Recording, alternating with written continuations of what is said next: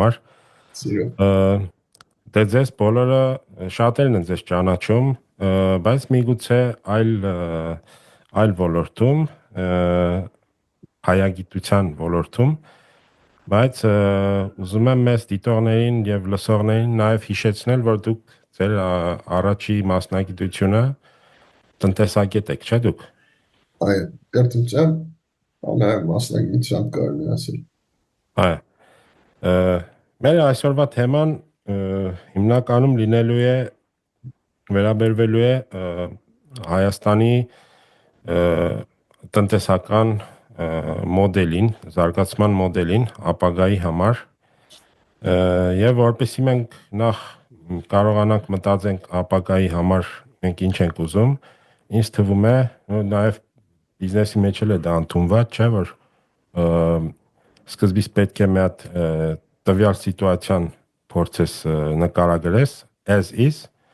որտեղ ենք գտնվում եւ հետո նոր փորձենք տեսնենք ուր ենք գնալու to be, որ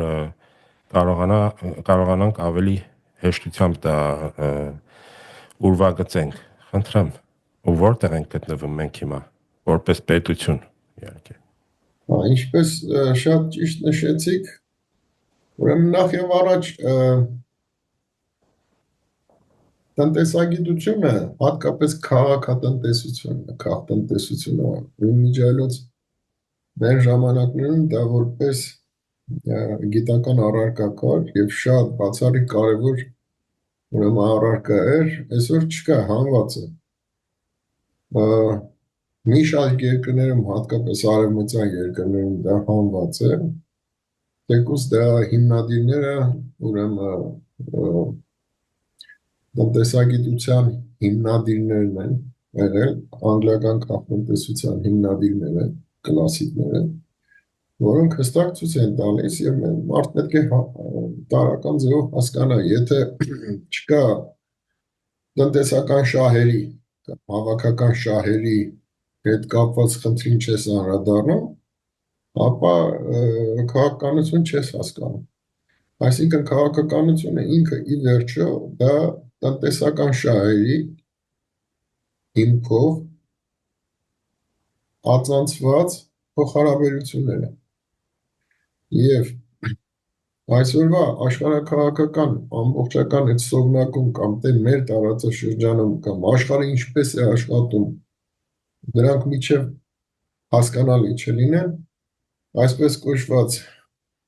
քաղաքականությամբ զբաղվողները կամ քաղաքագետները իրական քաղաքականությունից ուրեմն շատ հեռու են, կարելի է ասել։ Սա որպես սկիզբ եւ ընկալենք, որ դա այդպես իրականությունն է։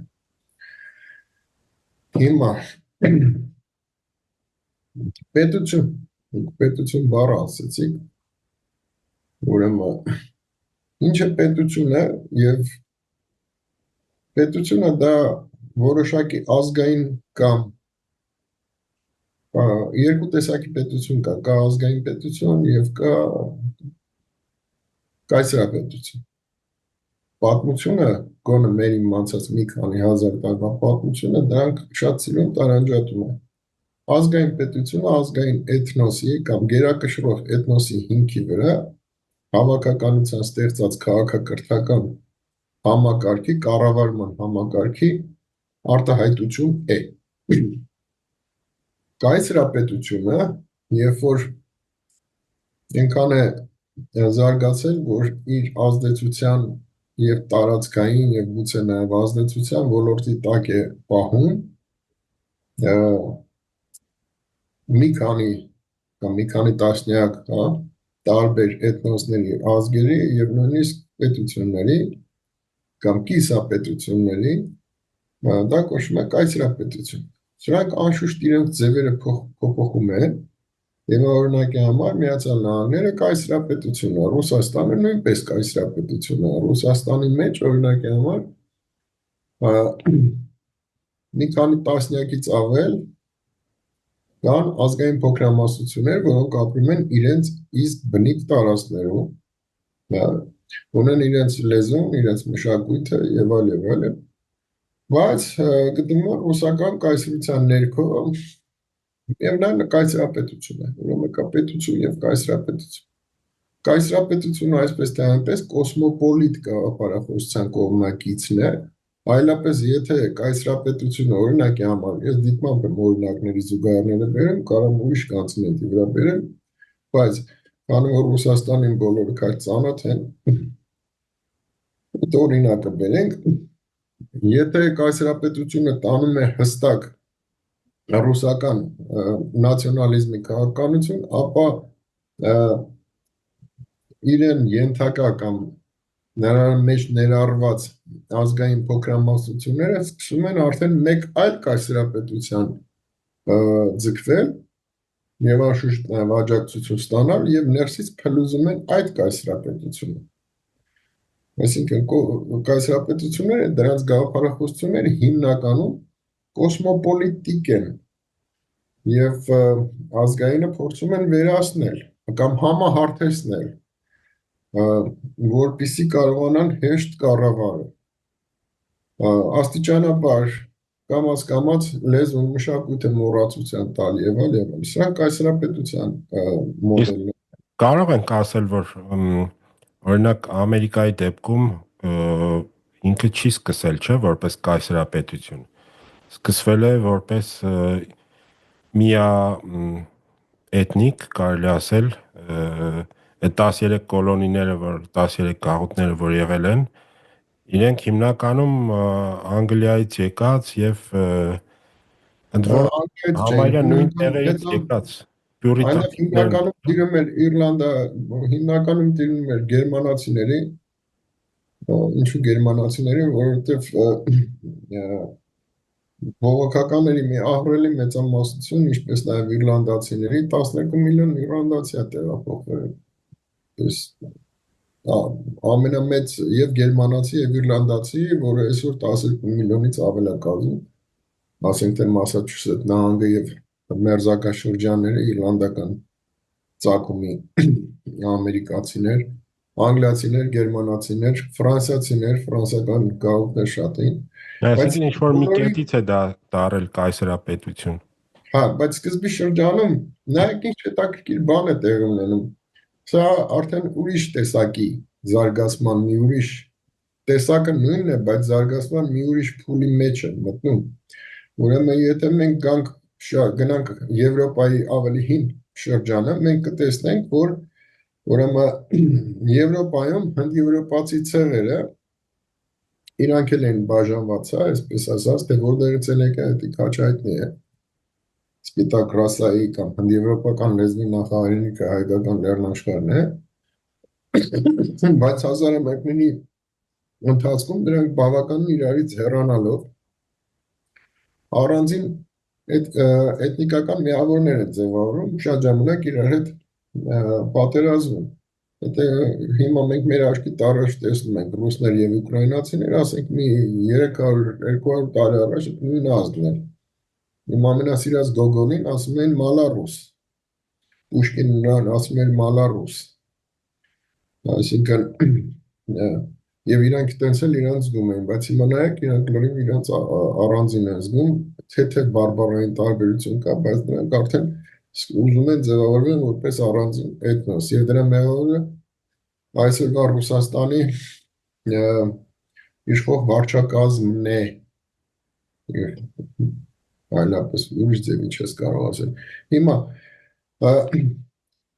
այդ կելտական հիմքի վրա ստեղծված ֆրանսիացի, անգլիացի,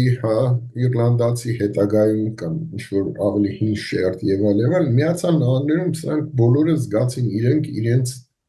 ոնց որ հետ գան իրենց հիմքի վրա, որպես սպիտակ ռասա, այսպես ասած,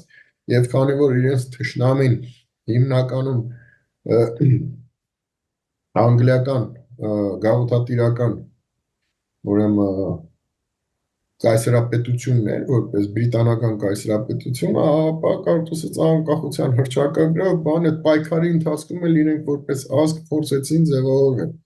Այդ փոքր նահանգները միջև հիմա որ գնաց, ես 26 տարի ապրել եմ Միացյալ Նահանգներում, դու հստակ տեսնում ես, որ այդ հանրակացարան կոչված երկրում թվում է, թե դա այդպես է, Դա կարող է թվալ մի 6 նահանգներում, որտեղ միգրացիան սարսափելի մեծ է, սակայն միջին նահանգներում, երբ որ գնում ես, որը հիմնական Ամերիկան է, հա, այնտեղ լրիվ ուրիշ է, այնտեղ ազգայինի հիմքի վրա շատ բան է կառուցված եւ ամերիկյան մշակույթը մի քանի 100 տարվա մեջ ինքը իրան կայացած որոշակի ուրեմն համակարգ է, Դա նկատի ունեք արևելյան ափը։ ինչու միջինն էլ կա, մենակ արևելյան կամ արևմտյան ափերի մասին չի խոսքը, եթե Ֆլորիդան վերցնենք միգրացիոն է, Կալիֆոռնիան վերցնենք միգրացիոն նահանգներ է, այդպես մի 6 հատ նահանգներ կան, որտեղ միգրացիան շատ է եւ այնտեղ կարծես այդ սպիտակները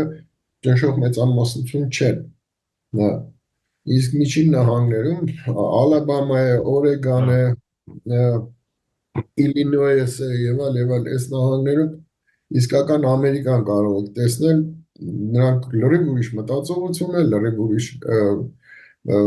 հոգեվիճակ, մշակույթ, փոխհարաբերություն եւ իրանք են իրանք երկրի տերը իրանք զգում, էլի ոչ թե հանրակացարանային համակարգ ինչ-որ այդ մյուս նահանգներում։ Հիմա դա աճելով դարձավ կարծես արդեն կապիտալի 20-րդ դարի վերջում եւ 21-րդ դարում արդեն տեղ ունեցավ բանկային կապիտալիզմի արտահոսք եւ համաշխարհային ազդեցությունների գերակայություն եւ կայսրապետություն որպես այդպիսին միացյալ նահանգներում քանի որ այդ էմիգրանտ ազգերը իրենց հողի վրա չեն ապրում, հա, այնտեղ այդ կայսրապետությունը ներսից պայթացնելու խնդիր իբր չկա, բայց իրականում կա։ Այսօր օրինակի համար Միացյալ Նահանգների մի շարք նահանգներում, հատկապես հարավային նահանգներում, որտեղ Մեքսիկները մեծամասնությունը ահռելի մեծ քանակ գոյություն ունի, ինչպես նաև սևերը բան, սրանց հակասությունները կա, ներքին են, գիտեք ինչի նման է, մեկը մյուսի հետ կապ չունեցող կամ շատ թեթև, վերին առաջի երկրորդ շերտում շփումներ են,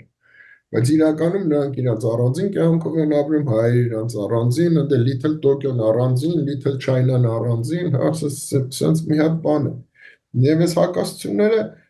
կենցաղային մակարդակով շատ քիչ է, բայց վերջի հաշվով այդ ամեն ինչը կա։ Ստեղ ամերիկյան կոսմոպոլիտիզմը մի հատ լրիվ ուրիշ ստադիա է, ավելի բարձր ուրիշ ստադիա է համաշխարհայնացման եւ դուք ընդհատեցիք, չթողեցիք ասեմ, որ երբեք ուրեմն մեկ բևեռով կոսմոպոլիտիզմ, հա, աշխարհաքաղաքականություն կամ աշխարհաքաղաքացիություն եւ մեկ կայսրապետության երկրագունդը վերցնելու մեկ բևեռի խնդիր չի լուծվել պատմության ընթացքում ու չի լինի։ Միշտ ստեղծվում է ներսից մի քանի մասերի է բաժանվում, պատմությունը ցույց է տվել Ալեքսանդր Մեծը, Մակեդոնացին, որ Հնդկաստանից մինչև Եվրոպա, հա, կայսրապետություններ ստեղծել, նա մի քանի մասերի տողրովեց եւ այլ, հիմքում ազգային էթնոսն է, որ ստեղծում է բուր կառուցիկ եւ հազարամյակներով գոյատևող, ուրեմն կառավարման ուրեմն համակարգեր, որին մենք ասում ենք պետություն։ Իրեն համապատասխան ազգային գաղափարախոսության։ Անշուշտ հազարամյակներ առաջ դա կրում էր կրոնական բնույթի, հա, գաղափարախոսությունը կրոնական բնույթի էր, այսինքն Պանթեոնի գերագույն աստվածի անունը հայ էր, մենք կոչում ենք հայ։ Կամ աշուրներ, ասորիները կոչում են ասորի։ Նրանք էլ են կայսրապետություն, հայկական կայսրապետության դեմ, խոսքս ուրարտական շրջանի մասին է, միջև դա, միջև հետո եւ այլ։ Ամբողջը ցույց է տալիս, որ գոյություն ունեցա երկու տեսակի, բայց հիմա մենք ուրիշ խնդիր ենք, չէ՞ լուծում, ինչ է պետությունը։ Պետությունը ինքը կառավարման օպերատոր է։ Ապրանք է վերջի հաշվով, այ ինչպես է հեռախոս։ Ինքը օպերատոր է, չէ՞։ Եթե օպերատոր է, ապա ապրանք է։ Եթե ապրանք է, ապա ունի տեր։ Okay։ Հիմա եթե հնագույն շրջանում ստրկատիրական դարաշրջան, ֆեոդալական դարաշրջան եւ այլն, այս ապրանքի տերը պետության տերը վերջի հաշվով թագավոր եւ բարձրագույն ազնվական խավն էր, որին էր պատկանում ամբողջ լենդը, հողատարածքները, հա։ Նաև վրայի մարդիկ։ Նաև վրայի մարդիկ։ Պատկերացրեք ոչինչ չի փոխվել, հիմա ես կգամ դրան, բայց մեկ օրինակ ասեմ, օրինակի համար վերջին Բագրատունի թագավորը Հովհաննես Սմբատը որոշեց, որ ինքը պետք է գնա աղոթելու, անին ստորագրությամբ, ժառանգության տվեց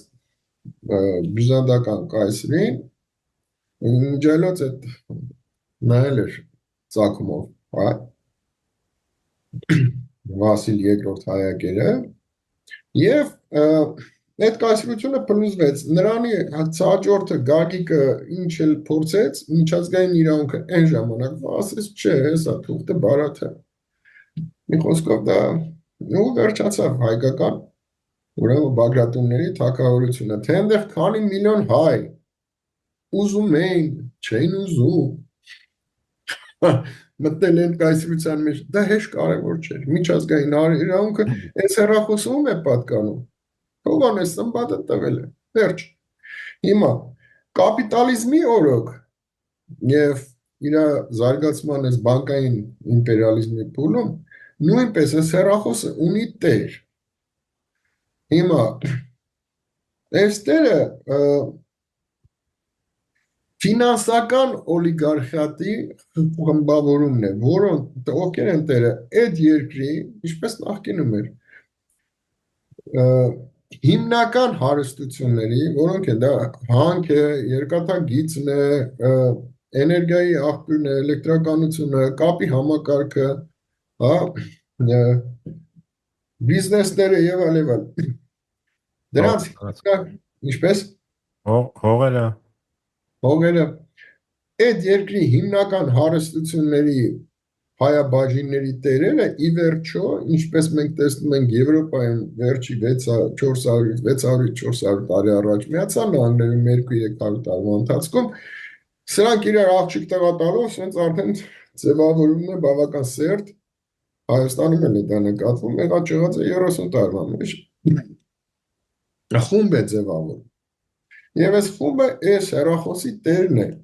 եթե այս հեռախոսի, այսինքն այդ պետության մեջ արտաքին ներդրումներով սեփականության լուրջ փայաբաժին կա, հիմա Հայաստանի առումով ռուսական կապիտալի և սեփականության մասը ահռելի է, Էդգար ջան, երկաթուղին, կապի համակարգը,